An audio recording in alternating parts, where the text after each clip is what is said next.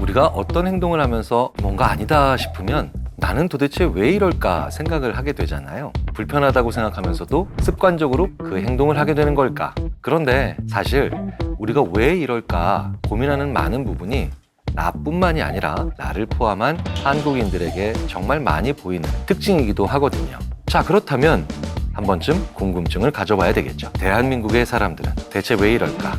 우리 일상 곳곳에 숨어있는 우리들의 심리. 2022년 대한민국에 살아가는 모든 분들의 심리를 읽어드리겠습니다. 요즘 우리 주변에서 급격하게 사용 빈도가 늘어나고 있는 말이 하나 있죠. 저거 극혐이지 않니? 진짜 극혐! 그냥 싫은 걸 넘어서 극혐이라니 좀 너무하다 싶은 말이기도 하죠. 인터넷에서 찾아볼 수 있는 댓글들은 물론이고요. 실제 우리가 일상적인 대화에서도 이 말을 사용하는 분들을 심심찮게 보게 되고요. 그리고 자신 역시도 이런 말들을 꽤 자주 쓴다는 걸 인정하실 수밖에 없을 겁니다. 자, 그런데 좀 이상하지 않나요? 왜 이렇게 주변에 싫은 게 많아진 걸까요? 우리 주변에 극혐이 점점 늘어나는 이유, 오늘 심리 읽어드립니다에서 읽어드리겠습니다. 안녕하세요. 인지심리학자 김경일입니다. 혐오라는 말 자체가 사실 진짜 극도로 싫어하는 거잖아요. 그런데 그렇게 단어에 극을 붙여서 극혐이란 말을 만들어내서 우리는 자주 쓰고 있습니다. 이 혐오라는 것, 대체 인간에게 왜 생기는 감정인 걸까요? 사실 인간에게 혐오란 꼭 필요한 감정입니다. 그 감정이 없으면 제대로 생존할 수가 없기 때문이에요. 썩은 음식 혹은 배설물 이런 거 떠올리기만 해도 어떠세요? 드실 수 있을 것 같으세요? 아니죠. 바로 피하고 바로 회피하는 게 내 생존에 더 유리하기 때문에 그 유리한 행동을 만들어내기 위해서 태어난 감정이 바로 혐오라는 겁니다. 부정적인 감정을 느껴야만 만지거나 먹지 않거든요. 뭘까? 맛은 어떨까라고 쓰잘데기 없는 호기심 가졌던 30만 년 전의 호모사피엔스들은 어떻게 됐을까요? 오래 생존하지 못했겠죠. 그런데 지금 우리는 혐오감이 드는 것들을 잘 피해서 살아남은 그런 호모사피엔스들의 후손인 거죠, 우리는. 결국 우리 인간이 진화하는 과정에서 혐오는 생존의 문제, 이것 때문에 만들어진 거라는 겁니다. 자, 그런데 요즘 우리 주변에서 생존의 문제가 아닌데도 내가 싫으면 이런 표현을 쓰잖아요. 인터넷에서 이제는 일상처럼 사용되는 무슨 충, 극도의 혐오 표현입니다. 그러면 왜 우리 주변에서 혐오라는 표현을 이렇게 점점 더 쉽게 쓰는 걸까요? 우리가 감정 연습을 충분히 하지 않았기 때문이에요. 모든 감정은 쾌감부터 혐오까지 정확해야 하고 대상의 정확도, 감정 크기의 정확도 이 둘 모두가 있어야 본질적으로 정확한 겁니다. 어떤 나라 사람에게 내가 피해를 받았다고 그 나라 사람들을 다 싫어하고 다 혐오해요. 그렇다면 이건 대상이 부정확한 거죠. 그리고 내가 매번 10점 만점의 혐오를 느낀다. 그럴 때 매번 그렇게 감정의 끝까지 느끼면 안 되죠. 조금만 작은 벌레가 지나가도 10점의 혐오. 약간 무엇이 묻은 장면만 봐도 10점의 혐오. 이렇게 매번 극도의 혐오를 느끼는 거. 이런 건 감정 크기가 부정확한 거죠. 자, 그렇다면 이렇게 부정확도는 대체 왜 생기는 걸까요?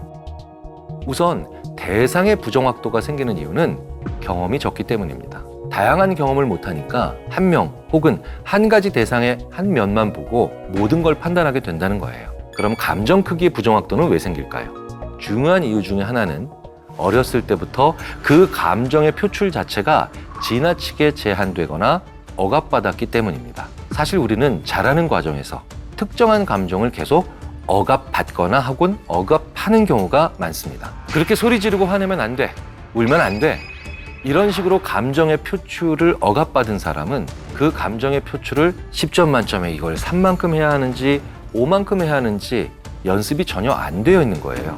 그러다 보니까 일종의 감정의 눈금 자체가 만들어지질 않는 겁니다. 그 눈금들이 촘촘히 만들어지지 않은 상태가 되니까 어떤 감정을 느끼면 1 아니면 10 이렇게 극단적으로 갈 수밖에 없는 거예요. 그리고 어떤 걸 싫어하는 것, 누굴 싫어하는 것 자체를 긍정적이고 원만한 사회생활을 강요받는 과정에서 그냥 절대 하면 안 돼, 그런 건 나쁜 거야, 억압받고 자란 경우에 혐오 조절에 대한 훈련 자체가 전혀 되지 않는 경우들이 다수 보인다는 거예요.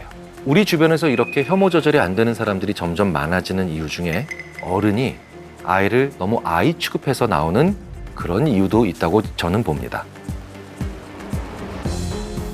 대한민국이 한국 전쟁을 치르고 정말 힘들었을 때 정말 우리는 먹고 사는 것만으로도 바빴죠. 한강의 기적이라고 할 정도로 엄청난 고도 성장을 이뤄냈습니다. 정말 최초인 것이 많았습니다. 뭐만 만들어도 대한민국 최초였어요. 그리고 어느 곳에 진출해도 그게 대한민국 최초였습니다. 즉 아무것도 없는 데에서 그런 고도 성장을 이뤄내는 데 기여한 지금 자리를 잡은 기성세대들은 무언가를 쌓은 그런 세대다 보니 이미 부모 선에서 판단이 끝나버린 겁니다. 그러다 보니 자기의 자녀 세대에게 이걸 해, 이게 아니라 이건 하지 마, 이렇게 말하는 게 너무 많은 거예요. 혐오라는 감정이 뭘까요? 강하게 피하고 싶은 감정이죠. 그런데 그걸 스스로 학습하는 게 아니라 이 혐오를 해야 될 것도 부모가 알려주는 경우가 의외로 많습니다. 그러니 본인 스스로는 혐오를 제때 정확하게 표출할 수 있는 그 어떤 훈련도 안 돼 있는 경우가 상당히 많은 거죠. 그러다 보니 그 혐오 조절이 제대로 되지를 않아서 그걸 잘못된 방법으로 표출하는 경우도 점점 많아지고 있다는 겁니다. 더 문제가 되는 건 극혐, 무슨 충, 이런 너무 싫다는 표현 자체에 익숙해지고 있다는 거예요. 혐오라는 감정은 정말 극단적인 것인데 그 극단의 끝으로 가서 아주 쉽게 발설이 돼버리는 거예요. 특히 혐오는 한 번 나타나면 아주 전염성이 강합니다. 그러다 보니까 정말 최악의 경우 이런 게 범죄로 이어지기도 한다는 겁니다. 실제로 코로나 팬데믹 이후 최근에 혐오 범죄 수가 급증했다는 연구 결과도 다수 발표될 정도죠. 인종이라든가 성 정체성 외에도 나이, 종교, 성별, 심지어 직업, 이렇게 온갖 것에 혐오를 붙인 범죄들이 늘어나고 있다는 겁니다. 우리 주변에 이렇게 극도로 싫어하는 것이 많아질 수밖에 없는 이유가 또 하나 더 있습니다. 무언가 극도로 싫어한다는 이 혐오는 생존과 관련된 문제거든요. 그러면 이런 감각이 가장 활성화될 때가 언제일까요? 바로 생존에 대한 불안감이 커질 때겠죠. 그런데 많은 사람들이 엄청 자주 하고 잘하는 게 있죠. 바로 무슨 일이든 순위 매기기, 이른바 랭킹 만들기가 너무 심하다는 거예요. 랭킹화가 벌어지면 어떤 현상이 발생할까요? 랭킹의 아래로 갈수록 거기에 있는 사람들은 불안할 수밖에 없습니다.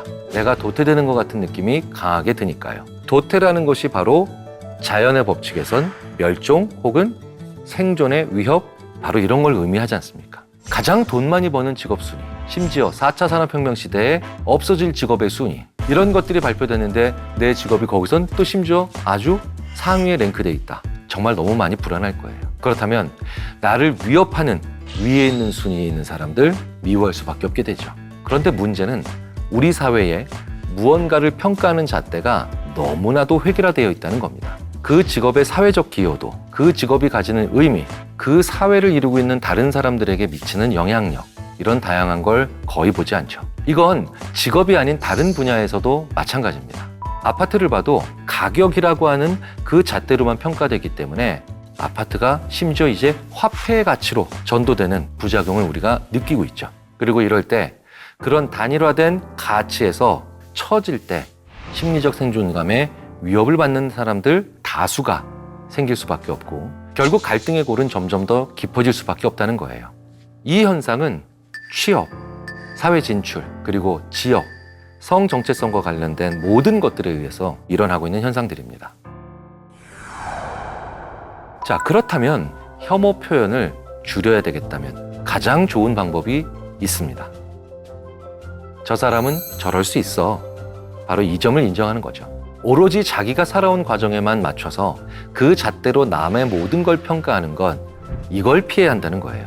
프랑스의 작가 폴 브루제가 자신의 작품인 정오의 악마에서 이런 말을 했죠. 생각하는 대로 살지 않으면 사는 대로 생각한다. 내가 지금까지 개인주택에 살았으니까 아파트는 별로야.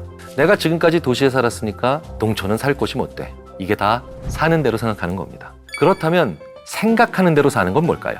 내가 살아왔던 농촌에는 어떤 장점이 있을까? 내가 살아왔던 아파트에는 어떤 장점이 있을까? 내가 살아온 삶에는 어떤 장점과 강점이 존재할까?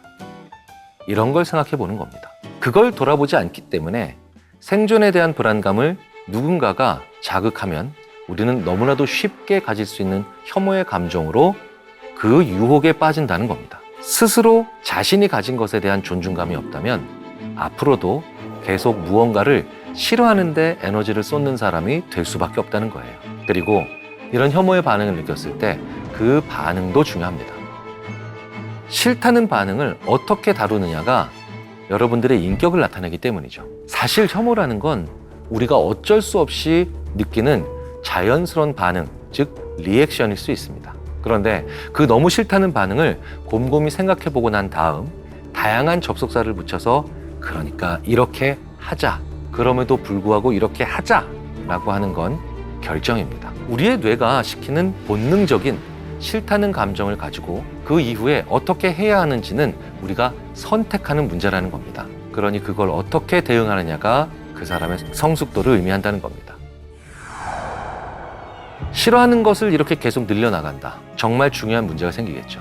바로 아무것도 바꿀 수 없는 그런 세상으로 간다는 걸 의미합니다. 이런 게 참 조화가 아니라 이런 건 혐오한다라고만 한 사회가 나아갈 때 그 끝을 보여준 게 바로 2차 세계대전과 나치, 그리고 그 핵심의 히틀러였습니다. 그렇다면 무언가를 싫어할 때 왜 그런 생각을 하게 됐는지, 서로 타협점은 없는지 그걸 고민해야 한다는 거죠. 우리가 무언가에 대해서 느끼는 혐오, 가질 수 있는 생각입니다. 우리는 혐오라는 감정을 통해서 멸종하지 않았습니다. 하지만 분명한 건 이 혐오라는 감정을 잘못 사용하면 멸종하게 된다는 걸 잊으면 안 되겠습니다.